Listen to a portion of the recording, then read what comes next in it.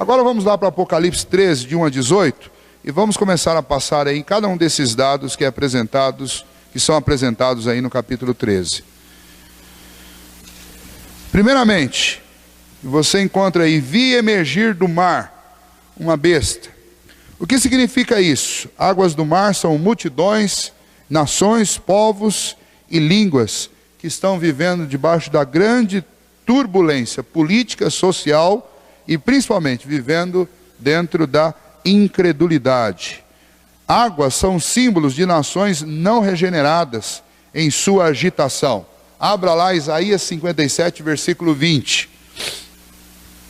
Antes do levantamento do anticristo, o mundo estará em desespero, num beco sem saída. O homem sem Deus vai pedir e vai clamar por socorro, vai esperar que uma tábua de salvação seja lançada para ele em algum momento, para que ele possa se agarrar. E é nesse momento, onde os homens estarão desesperados, sem nada, que o homem da iniquidade surge para ser o grande socorro, a salvação desse povo. Isaías 57, 20, alguém abriu?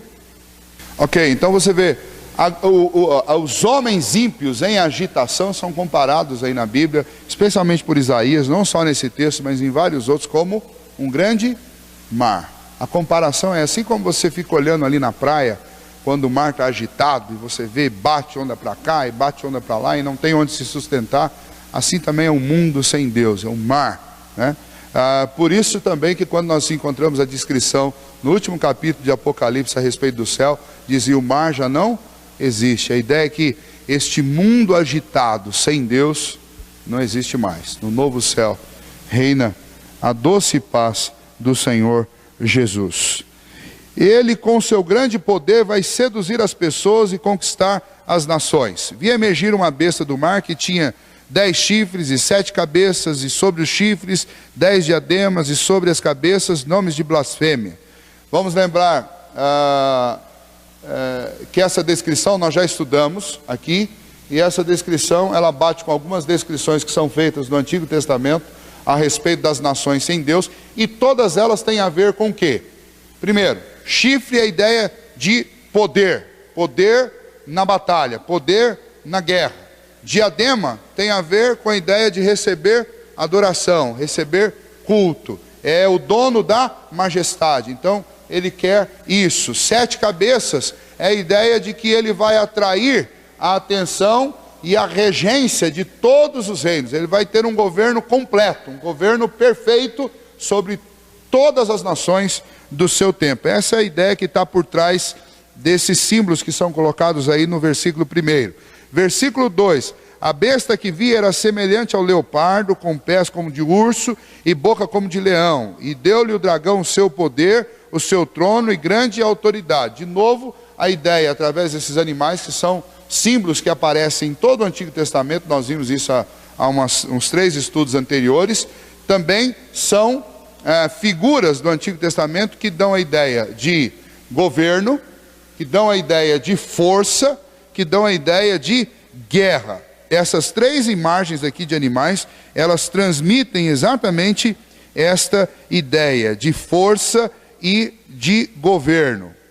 Versículo 3: então vi uma das suas cabeças como golpeada de morte, mas essa ferida mortal foi curada, e toda a terra se maravilhou seguindo a besta.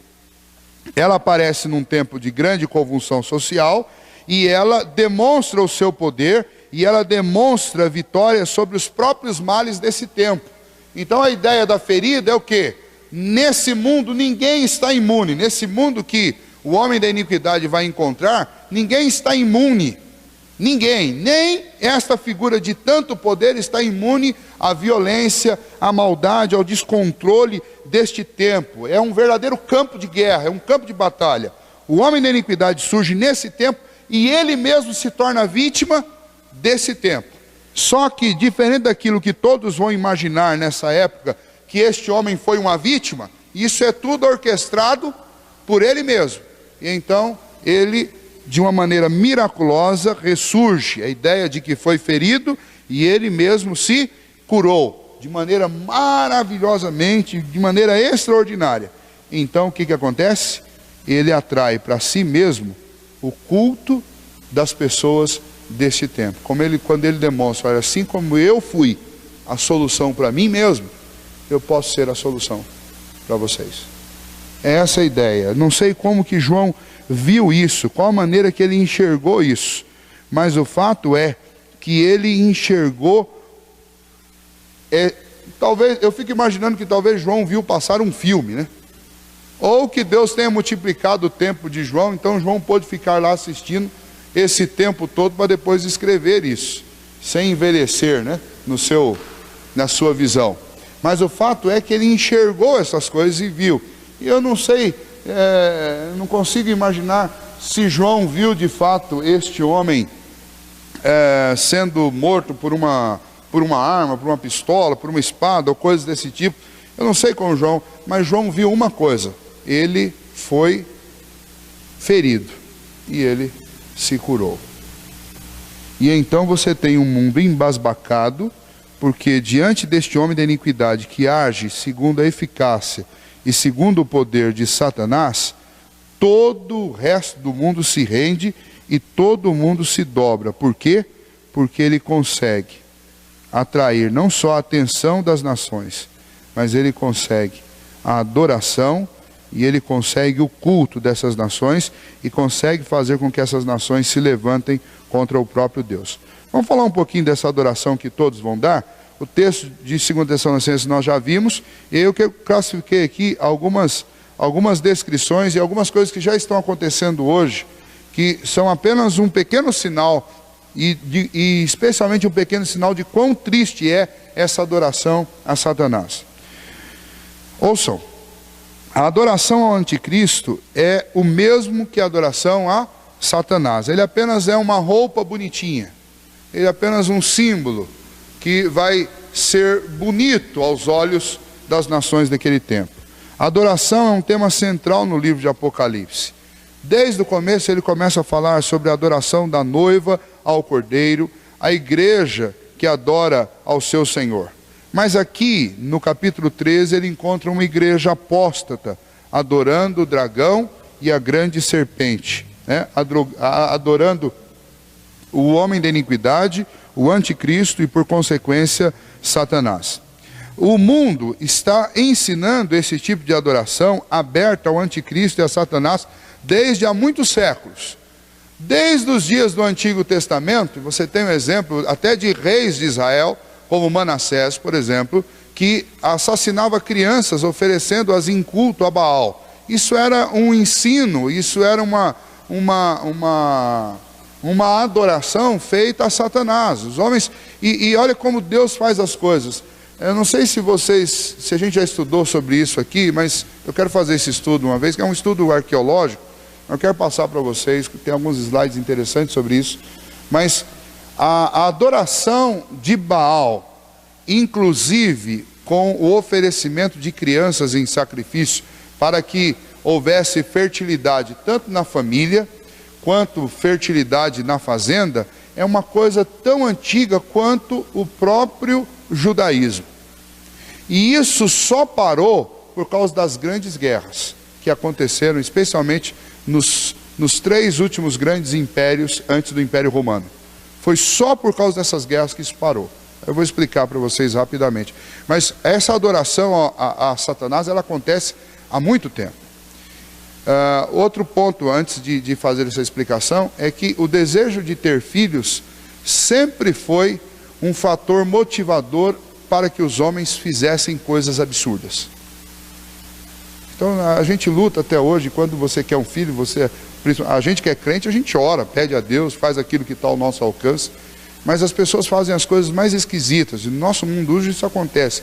Tem vários tipos de inseminação que são as coisas mais estranhas do mundo. Então, por exemplo, olha, quando nem o homem nem a mulher tem condição, tem fertilidade, então acha-se lá o óvulo de uma outra pessoa, junto com o esperma de uma outra pessoa, fecunda e implanta na mulher que o útero funciona, ela só não consegue ovular. Então você tem lá uma mãe e um pai de um filho que foi gerado por 2 outras pessoas. Então você tem uma geração de filhos aí em 4, né? Você tem a famosa barriga de aluguel, que é quando a pessoa nem quer mesmo a criança, ela serve apenas para fazer a geração dessa criança. Então, existem coisas absurdas hoje. Até hoje os homens fazem coisas absurdas por fertilidade. Fora os remédios esquisitos. Se você vai, principalmente nessas feiras baianas, feiras nordestinas, buscando coisas para ajudar na fertilidade. Esses dias eu estava assistindo um programa no domingo e estava falando sobre isso, né? Dos remédios populares para fazer uma pessoa ficar fértil. E aí você tem de tudo lá, desde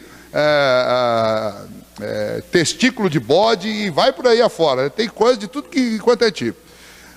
Os homens sempre fizeram absurdos por isso. E nos tempos antigos, ter muitos filhos, e o próprio Salmo 127 fala sobre isso, né? Feliz o homem que enche deles a sua aljava. Era um desejo, era um sinal de sucesso, um homem ter muitos filhos. Então, para os povos cananitas era comum, quando um casal tinha o seu primeiro filho, esse filho era oferecido em sacrifício a Baal, ou um daqueles outros deuses que eles tinham lá, para que eles fossem férteis e tivessem muitos outros. Então, normalmente a primeira criança, o primogênito passou a ser valorizado, ou manteve-se valorizado somente dentro da cultura dos hebreus, e depois da cultura dos judeus. Em todos os povos ao redor, os povos que marginalizavam ali ao redor, faziam o giro ali ao redor do povo de Israel e o povo hebreu, eram povos que tinham esse hábito. E eles faziam isso para terem outros filhos. Eles faziam isso com os animais. Então, quando uma égua lá, que era uma égua refinada, um animal puro, tinha o seu primeiro filho, eles faziam a mesma coisa. Eles iam lá e ofereciam em sacrifício para que ela pudesse ter muitos outros partos e ter muitos outros filhotes daquele mesmo animal. Eles faziam isso com tudo. Faziam isso com as plantações. A primeira safra dedicavam ao Deus deles. Tudo em troca de fertilidade. Eles queriam fertilidade. Então os povos cananitas fizeram isso e muitas vezes eles influenciaram reis de Israel e o povo de Israel a fazer a mesma coisa. Isso é adoração a Satanás. Muitas vezes os reis de Israel construíram postes ídolos, ou seja, estátuas dos deuses, dos falsos deuses das nações assírias, das nações sírias, das nações babilônicas, dos persas, e adoravam isso daí em troco de segurança, proteção por parte dessas outras nações a não serem atacados. E isso sempre foi um ensino de culto a Satanás. Então o satanismo não é uma religião nova. O satanismo não precisa de uma placa exclusiva. Ele existe dentro de todas as denominações quando nós somos convocados a oferecer culto a qualquer outro que não seja Jesus Cristo. Não sei, você sabe quando é que a gente pratica satanismo? Quando nós damos culto a qualquer pessoa que não seja Cristo. Então, se nós começarmos a dar glórias para uma pessoa aqui dentro da igreja, então nós estamos praticando culto a Satanás. Então esse culto satânico é uma coisa triste, terrível, e que está presente no meio do povo de Deus desde o começo. Aí só voltando lá, esse negócio de oferecimento de crianças a ídolos só parou por causa das grandes guerras. Quando aconteciam as grandes guerras, o que acontecia? Os homens morriam. E o que era mais valoroso dentro de uma família, dentro de uma nação, era quantos filhos homens você tinha. Porque isso determinava o tamanho do exército futuro. Como os sacrifícios eram feitos sempre de homens, então o que acontecia? Em tempos de guerra, especialmente os adoradores de Baal, eles deixavam de oferecer sacrifício de crianças e eles usavam um jumento no lugar. Por quê? Porque uma criança, especialmente homem, era valioso demais para ser oferecido em sacrifício. Então os arqueólogos, eles começaram, fazendo as pesquisas, eles acharam muitos ossos fossificados, até uma determinada data, de crianças, que eram enterradas, eram oferecidos sacrifícios, depois elas eram colocadas dentro de um vaso lacrado, e eles enterravam isso. Eles acharam, junto com algumas peças, especialmente símbolos do ídolo que eles usavam naquele culto pagão, e daí, a partir do 3º século antes de Cristo, nos mesmos locais onde eles achavam esse tipo de vaso com ossos de crianças fossificados, eles começaram a achar de jumento. E daí vai diminuindo e vai sendo substituído. Quando chega já na época do grande domínio do Império Romano, você só tem fósseis de jumentos. Isso significa que eles tiveram que substituir totalmente esse tipo de adoração. Por quê? Porque eles precisavam de cada homem que nascia, valia ouro. Porque eles precisavam por causa exatamente das grandes guerras. A gente fala assim, olha, por que Deus permite a guerra? Nesse caso aí, para acabar com o culto satânico, né? Então esse é um estudo muito interessante. Tem um pastor norte-americano, que é um arqueólogo também, e ele escreveu um livro sobre esse assunto, né? O fim do culto pagão. E aí ele explica como que, através das guerras que Deus permitiu que acontecesse, ele pôs fim a um tipo de adoração pagã. E agora, surgiram outras, obviamente. E nos nossos dias existem muitas, centenas, dezenas delas, milhares talvez, de formas de culto a Satanás. Eles estão presentes em todos os lugares. E nós temos que ter uma vivacidade e um discernimento do Espírito Santo de Deus e da Palavra de Deus, para a gente não embarcar. Porque, como eu disse para vocês, até dentro da igreja, se vocês começarem, se nós pegarmos uma pessoa e começarmos aqui a levantar essa pessoa, e encher, e elogiar, e fazer de repente coisas para promover o nome dessa pessoa, o que nós estamos fazendo? Nós estamos fazendo um culto a uma criatura. E é exatamente isso que Satanás quer. Isso é uma forma. Então, tem gente que fala assim, ó, cuidado, a igreja satânica está se espalhando por aí. Ela está muito mais perto da gente do que a gente imagina. Nós somos a igreja de Cristo. Mas quando eu deixo de dar culto a Cristo e dou a criatura, eu estou praticando satanismo. É por isso que quando você pega Tiago compara muitas pessoas a demônios. Ou seja, ele considera algumas fés pior do que a fé de demônio. Ele diz lá no capítulo 1 assim, olha, vocês temem a Deus? Os demônios conhecem e tremem diante de Deus. Então tem gente que tem uma fé que é pior do que a fé de demônio. Porque fé que só tem medo de Deus, ou só diz que conhece a Deus, mas não tem nenhum tipo de atitude, Tiago diz, os demônios conhecem e tremem diante de Deus. Então nós temos que tomar cuidado com isso. Ok? Vamos em frente. Algumas outras coisas sobre estes tipos de culto. As seitas esotéricas, elas crescem, e elas são, pelo seu próprio conteúdo, elas são seitas satânicas. Por quê? Porque sempre que você coloca um substituto para Cristo, você tem satanismo. Então você tem uma seita esotérica. Essa seita substitui a pessoa de Cristo por uma pedra mágica, por um incenso, por um anjo, por qualquer uma dessas coisas, ainda que sejam coisas como, por exemplo, no caso dos anjos. A própria carta aos Hebreus condena o culto aos anjos porque mostra que Cristo é superior a eles. Então eu não posso dar culto aos anjos uma vez que Cristo é superior a eles. Eu não posso dar culto a uma criatura quando para dar culto dela eu estou diminuindo o próprio Criador, eu estou dando culto em detrimento a Cristo, para uma criatura. Então, por mais celestial que seja, por mais digna, por mais santa que seja uma criatura, ela ainda é criatura, e só Deus é o Criador.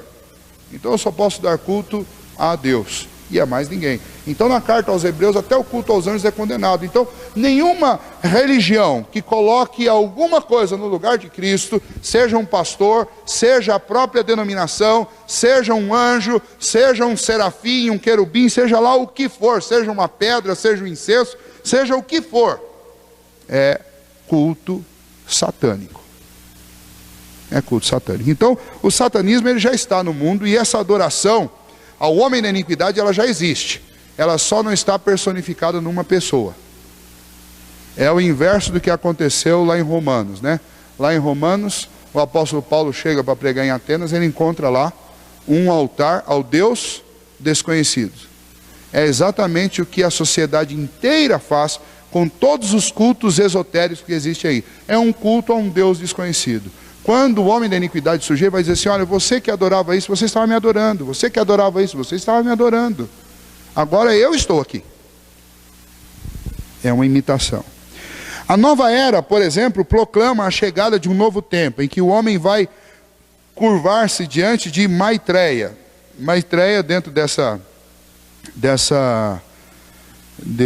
instituição chamada Nova Era, é o grande líder mundial.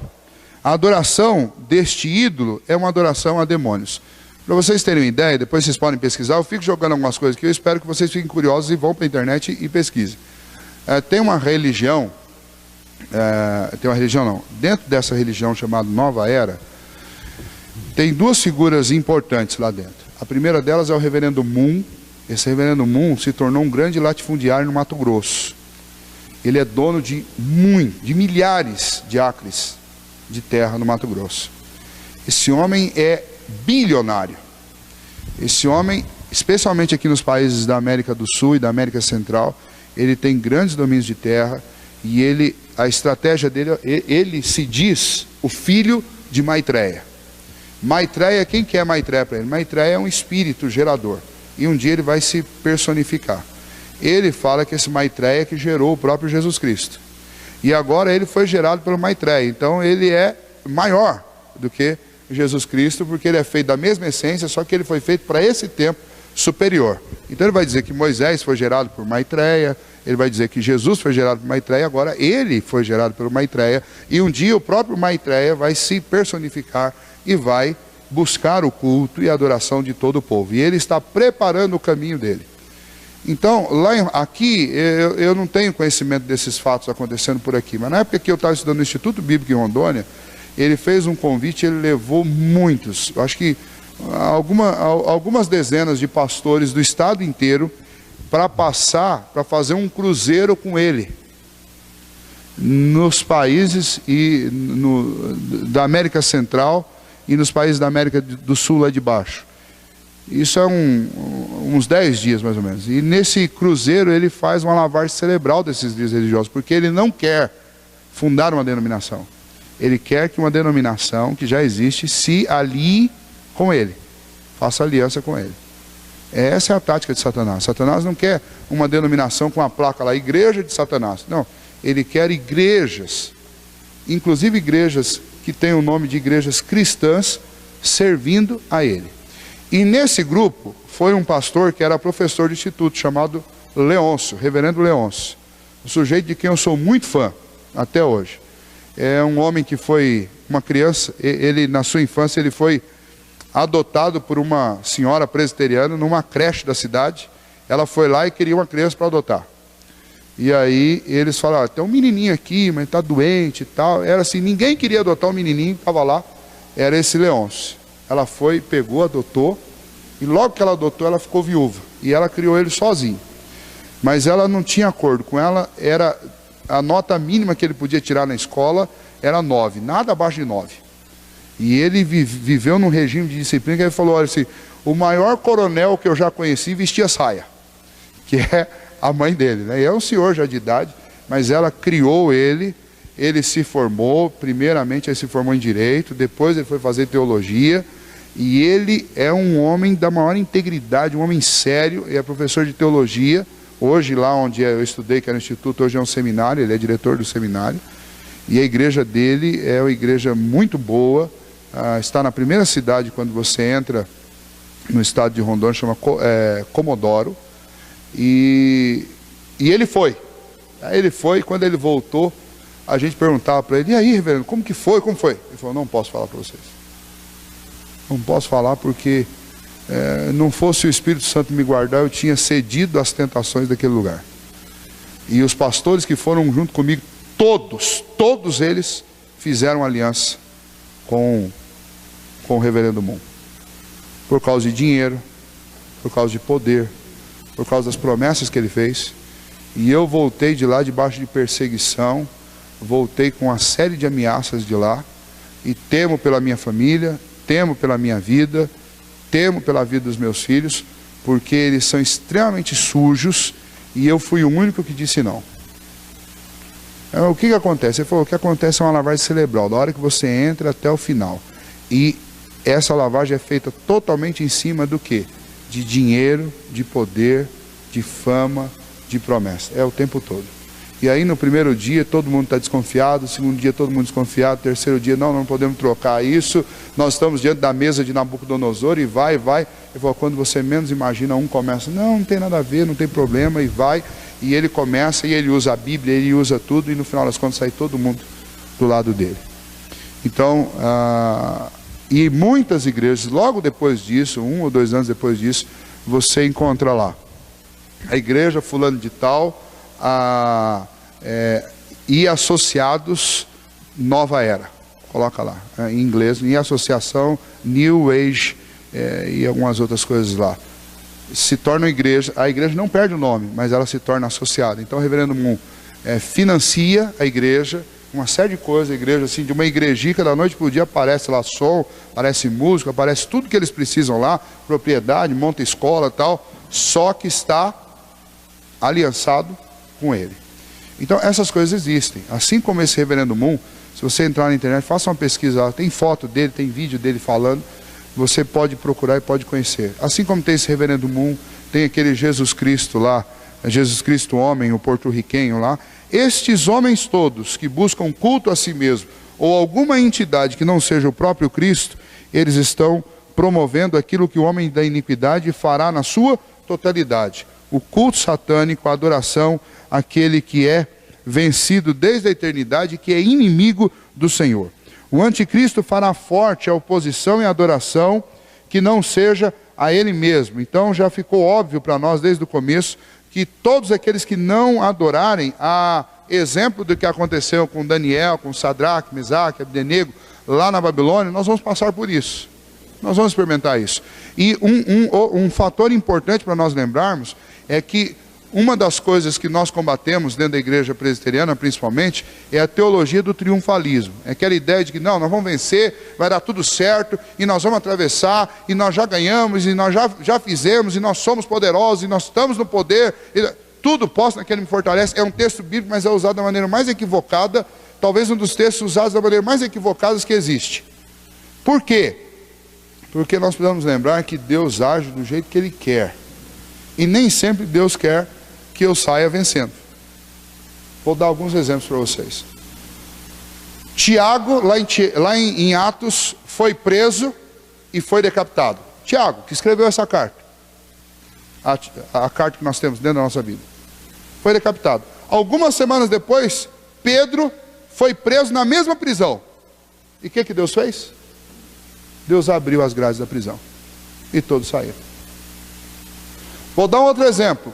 Nós estamos chegando num ponto na carta aos Romanos que eu tenho que ajustar algumas coisas.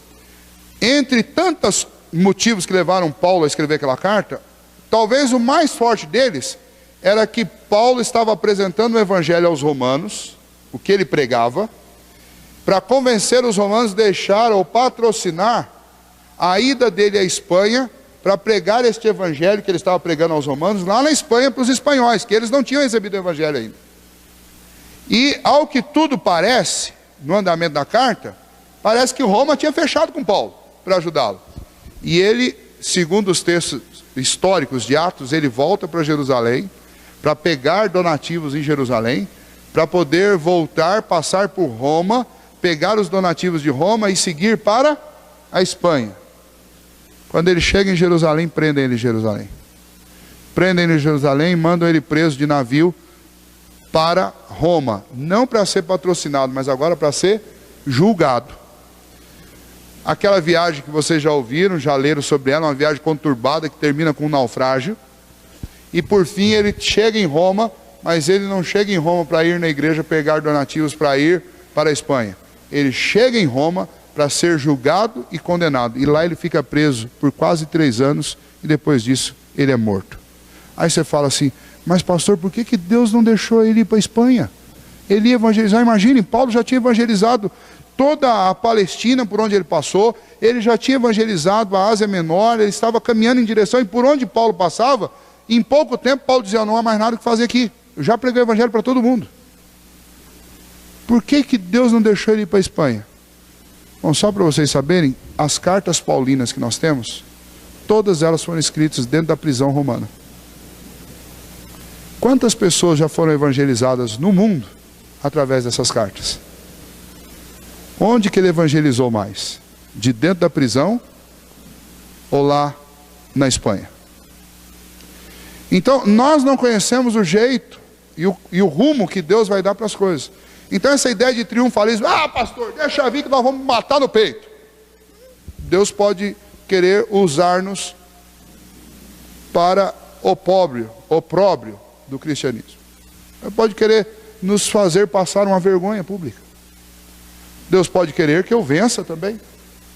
Por isso que aqueles moços, Sadraque, Mesaque e Abdenego, disseram para Nabucodonosor, Nabucodonosor, fique sabendo do seguinte, se Deus, como é que é, Zé? Se Deus quiser livrar, Ele livrará. Se Ele não quiser, fique sabendo, o rei, que nós não vamos nos dobrar diante de você.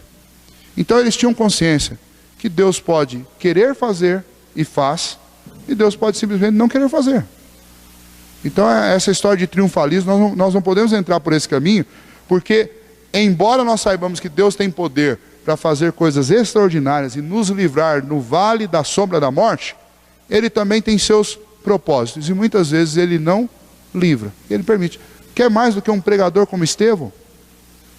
Tem meio capítulo da Bíblia, antes do discurso, preso lá no Sinédrio de Estevão, que diz que Estevão era um homem cheio do poder de Deus, e ele pregava e ninguém resistia às suas palavras. Ora, já imaginou esse homem pregando no mundo? Naqueles dias, poderia ter evangelizado todo mundo naquela época. No entanto, Deus permitiu que ele fosse apedrejado e que ele morresse. E ele deixou só um sermão para a gente, que está registrado lá em Atos. Então nós não sabemos os caminhos de Deus, nós sabemos de uma coisa: nós temos que permanecer fiel até a morte, ser fiel até a morte, e dar-te-ei a coroa da vida. Então esse é o caminho pelo qual nós devemos andar. A adoração do anticristo será algo universal, é o que está descrito do versículo 8 até lá no versículo 16, em relação ao homem da iniquidade. Ela será dada por todos os povos, tribos, línguas e nações. Todos eles vão adorar aquele que é a oposição direta a Cristo Jesus. E o anticristo vai promover, o homem da iniquidade, vai promover uma perseguição cruel a todo tipo de resistência à adoração a ele. É isso que nós encontramos neste texto. No versículo 5 e versículo 6 e 7, mostra que toda a energia do homem da iniquidade será usada para proferir blasfêmias e difamar tanto o Senhor quanto o seu povo. Este é o papel do homem da iniquidade, desacreditar Deus. Já tem muitos filhotinhos de anticristo por aí. Então, quando você entra, igual os meninos estão aqui, quando você entra numa faculdade, você tem um professor lá que detona com o cristianismo, detona com Deus e fala coisas absurdas. Você tem um filhotinho de anticristo. Está lá. Então eles estão divulgando a ideia, estão fazendo isso no mundo. Estão aí. Nem sempre o melhor caminho é debater com eles, porque na maioria das vezes eles querem o debate mesmo.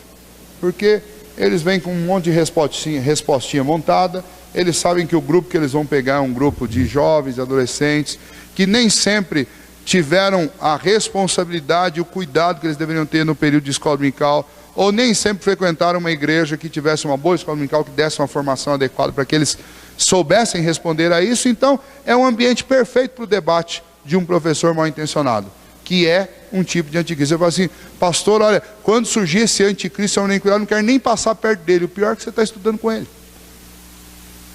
Então isso a gente precisa colocar na mente dos nossos filhos, porque senão eles vão ser iludidos. Tanto o culto a Satanás, quanto a ideia de oposição a Cristo, ela está presente no mundo, muito mais perto de nós do que nós imaginamos. Agora, esta figura aqui, que será uma figura personalizada, uma pessoa, vai usar os discursos públicos dele, que serão discursos mundiais, discursos onde não vai ser uma emissora de um país inteiro que vai reproduzir, mas será no mundo inteiro, um sinal para o mundo inteiro, ao vivo, assistir e ouvir. Esse homem vai dizer blasfêmias contra Deus, vai dizer assim, olha, talvez alguma coisa do tipo, olha, vocês ficaram seguindo a Deus e o mundo se tornou um mundo cristianizado durante séculos, e durante séculos vocês experimentaram miséria, guerra, fome, prostituição, violência, e eu vim e eu vou acabar com tudo. Em semanas vocês estarão livres de tudo isso. Aí você fala assim, por que que... Aí o homem da iniquidade vai dizer assim, e Deus poderia ter feito isso a hora que Ele quisesse. Ele não fez, mas eu vou fazer. E aí você fala assim, mas quem vai cair nessa? Ora, os anjos caíram. 1/3 parte, ou seja, de todos os anjos que existem no céu, 1/3 caíram na lábia de Satanás. Anjos e homens. Então não pense que vai ser uma conversinha fácil, como muitas que nós caímos por aí. Não. É alguma coisa que simplesmente nós vamos. E ele vai usar isso para difamar Deus e difamar os santos que estão nos céus e difamar os crentes que estão aqui. Ok? Semana que vem nós continuamos a partir do versículo 8. Ok? Alguma pergunta sobre isso que nós falamos até aqui?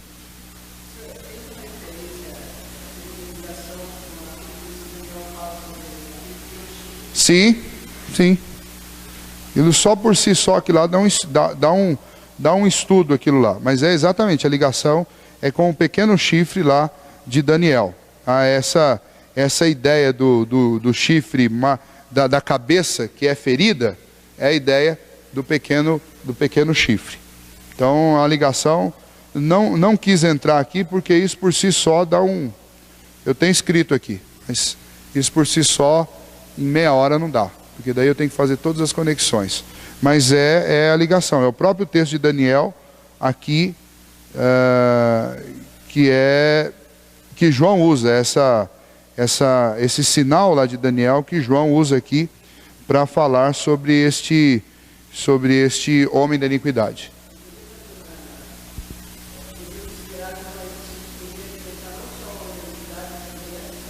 Sim, todos eles. É o sinal de oposição. Então, quando você assiste aqueles filmes de época que mostram aqueles guerreiros com chifres na cabeça, é essa a ideia. Então, normalmente você vai ver que o guerreiro que usa o chifre, começa a observar agora esses filmes de guerra, normalmente o guerreiro que usa o chifre é o guerreiro que está do lado da oposição, entendeu? Que é um sinal natural de oposição, é um sinal natural de violência, é um sinal natural de força. Sempre foi esse o símbolo do chifre. Não é à toa que todo mundo, a Igreja Católica, quando quis descrever a imagem de Satanás, fez ele com o quê? Com chifre. Então o chifre, quando você encontra isso, então quando você pega essa descrição aqui da besta, para nós, povos ocidentais não são muito ligados nessas coisas, né? Mas para um oriental, quando lê o versículo 1 e o versículo 2 de Apocalipse 13, ele já sabe que está descrevendo o mal. Porque o mal vem sempre com chifre. Na nossa sociedade, chifre serve mal para traduzir a traição, o adultério. Então, olha, chifre em qualquer lugar, no Oriente ou no Ocidente, qualquer lugar é sinal de coisa ruim. Então, não presta. Então, mas a ligação é essa. Então, sempre quando você pega nas profecias, você vê alguma coisa, chifre é oposição, é mal, é guerra, é violência, essas coisas todas. São sinais disso. E aí o pequeno chifre lá de Daniel, não é só a ideia do homem da iniquidade, mas é a ideia de todos que se levantam. Mas o termo, o pequeno, serve também para mostrar o quê? Que é uma atitude insignificante. O melhor texto contra todos esses, e talvez seja o texto que a gente mais vai lembrar quando a gente estiver passando por esse período, é o texto do Salmo 2. E Deus olha para tudo isso e se ri deles. E Deus vai enxergar tudo isso. Para nós vai parecer uma coisa grande. Deus vai olhar para tudo isso e vai dar risada. Eu estava ouvindo uma pregação esses dias e um pastor que tem uma voz bem maléfica, né? Ele usou esse texto, Deus vai dar uma risada. Eu falei, nossa, se essa for a risada de Deus, não quero conhecer ele emburrado. Mas ele falando sobre isso mesmo, né? Que todas essas intenções dos homens e do próprio Satanás contra Deus, não passa de uma piada para Deus. Deus olha para tudo isso e fala, que absurdo. Não passa literalmente de uma piada diante de Deus. Ok, mais alguma questão? Ok, vamos orar então. Depois vem aqui, Zé, para você pegar você dá uma lida aqui nos textos aqui para você. Senhor nosso Deus, nós te agradecemos, ó Pai, por esta noite, pelo privilégio de estarmos na tua casa, e gostaríamos de suplicar ao Senhor que o Senhor nos desse força, e que o Senhor nos ajude também, ó Deus, nos dando a orientação segura para resistirmos a tudo isso. Todos esses anúncios que a tua palavra nos faz sobre esses dias de grande tribulação, e por essa ação eles servem, ó Deus, para nos orientar e para nos guardar. Esta é a informação que eu preciso passar para os meus filhos. Essa é a informação que precisa passar de pai para filho. E, ó Deus, este é um cuidado que nós devemos ter todos os dias, de analisar tudo o que acontece ao nosso redor, seja dentro da igreja, seja na nossa família, seja no nosso trabalho, seja entre os nossos amigos, ó Deus, de averiguar se nós já não estamos, ó Deus, vivenciando estas adorações aos ídolos, esta adoração a Satanás. Livra-nos disso, ó Deus, nós te pedimos. E quanto a esses dias, ó Deus, descritos aqui por João, tão terríveis, se nós, ó Deus, se o Senhor for servido de nos manter com vida até esses dias, desde já nós clamamos que o Senhor nos dê força, para que nós resistamos, ó Deus, à sedução do diabo, e para que a gente, ó Deus, dê um bom testemunho do Senhor, seja diante do Senhor nos fazer triunfar, seja diante do Senhor nos usar, ó Deus, para mostrar ao mundo que é possível ter fé até a morte. Então, ó Deus, suplicamos a Ti que, em qualquer que seja a circunstância, que o Senhor nos capacite pelo Teu Santo Espírito a Te servirmos e a Te seguirmos com fé, sem jamais, ó Deus, nos desviarmos dos Teus caminhos. Em nome de Jesus que nós oramos. Amém. É isso, irmãos. Todos esses textos servem para nos orientar, para não nos desviar. Quanto mais forte, quanto maior for a tribulação, maior a tentação a nos desviarmos do caminho do Senhor. E mais nós precisamos que o Senhor nos fortaleça para resistirmos. Semana que vem nós concluímos então esse capítulo 13, falando o restante aqui dos versículos sobre a besta que emerge do mar, e depois falando sobre o falso profeta. E aí é um pouco mais amargo na nossa boca, porque a gente sabe que essa figura vai surgir de dentro da igreja. A gente não sabe se a igreja cristã evangélica, apenas da igreja católica cristã, a gente não sabe de onde vai surgir, mas é uma figura que vai surgir de dentro do próprio cristianismo. E aí amarga mais. Ok? Deus abençoe e boa semana para vocês.